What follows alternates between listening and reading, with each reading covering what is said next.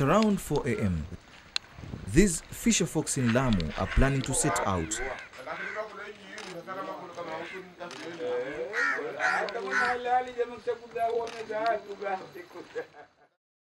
I'll accompany them for a first-hand experience.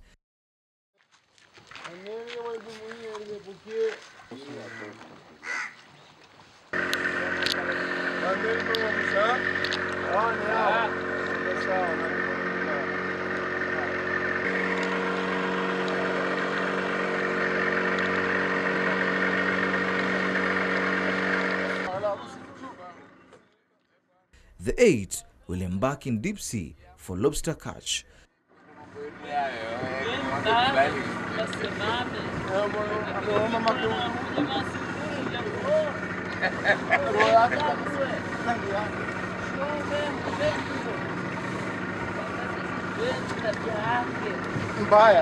Abubakar Muhammad is their head. He explains the mission. Sasa sisi tunaenda baharini kutafuta maisha, angalau kuangalia jamii. Hii chombo hapa ni wavuvi, tunakwenda kutaraza kuangalia ile Mungu atakachokutujalia. Na hapa tulioko ni watu wa diver, watu wa kamba lobster, ndio wanaenda kunini. Hawa ndio wale watu ambao wanajitolea kwa jamii katika maafa yote yanayotokea kwenye bahari.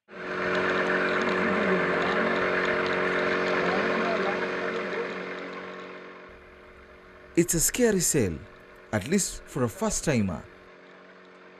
The tide and wind are strong. They can be destructive. This year alone, at least 2 people have drowned in this water.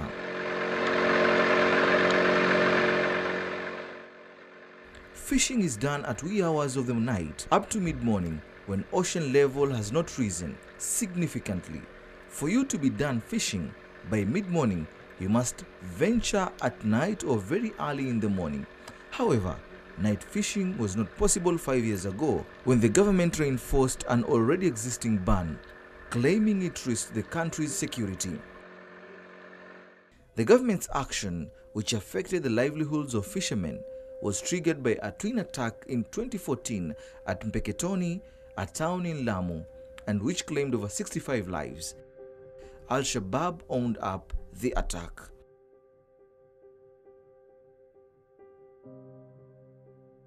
Local media covered the terror attack extensively. The atrocities and the ban meant tragic dawn for Lamu fisherfolks. The authorities arrested and charged those who defied restrictions to fend for their families. The community became devastated.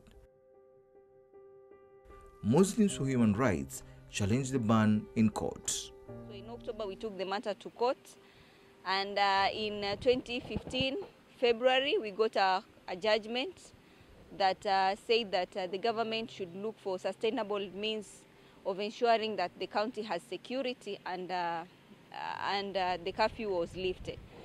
However, lifting of the curfew did not mean that the people could go and fish at night. There were still restrictions. After the court lifted the ban, fisherfolk resumed their routines. Security harassments persisted.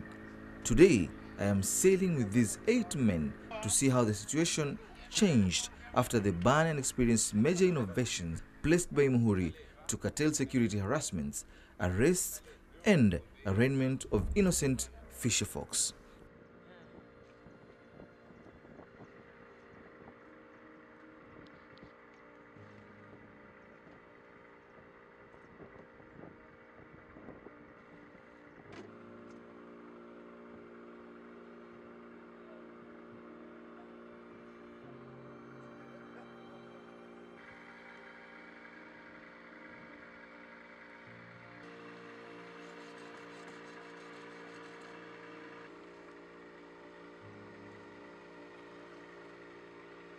One by one, we start releasing the 8 aboard the boat I'm in. The men fish at strategic points. We shall pick them on our way back. Mohammed recalls how frustrated they were when the government imposed a night fishing ban. Uchumi wetu wa upande wa Lamu County ni kama ambao umedudumia. Yani mambo mingi sana yalirudi nyuma na mpaka sasa bado hajaweza kurudi vile inavyotakikana. Curfew iliathiri uvuvi, iliathiri maisha mingi sana, lakini sasa kwetu uvuvi ndio ulizidi kwa sababu uvuvi wetu unatumika sana kwa upande wa usiku, lakini tukabidi tuweze kukosa uvuvi kama huo kwa miaka 6. Tukawa sisi tutakuwa hatuna uvuvi wa usiku, tunapata ni uvuvi wa mchana, na uvuvi wa mchana mapato yake ni kidogo kuliko uvuvi wa usiku. Ndio kwa miaka hiyo tukabidi tule ngumu sana na tukaishi hivyo hivyo kwa sababu maisha ni Mwenyezi Mungu mwenyewe ndio ameyachukua kwenye mikono yake. Lakini tulipata shida sana katika kusomesha, katika kupata vifaa vya kazi. Yani ilikuwa ni dharubu, tuwafanya tu ni hivyo hivyo watu wapate ile kula. One after the other, the fisherfolks return with their catch.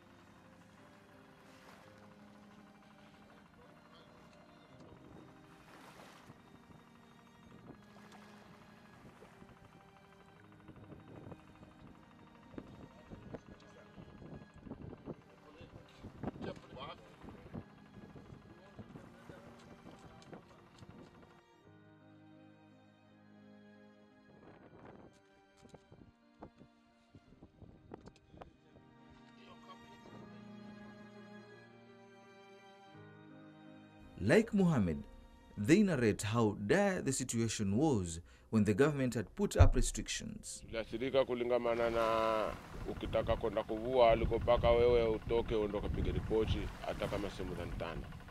Walikuwa huna ruhusa kwenda kuvua utoke tu. Na hii kuvua kwake alikuwa ina time zake. Huwezi kwenda kuvua tu wakati wote.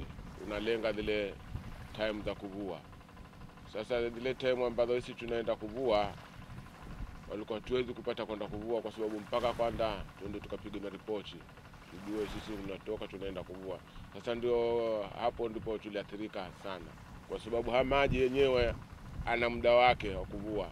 Sio kwamba unatoka tu kwenda kuvua. Yaani ni mpaka ulenge my time. Yaani kiba maya anaanza kufuma. Wewe ndio unaanza kwenda kuvua. Maya kisha kujaa hoba wewe huna mavuvi tena.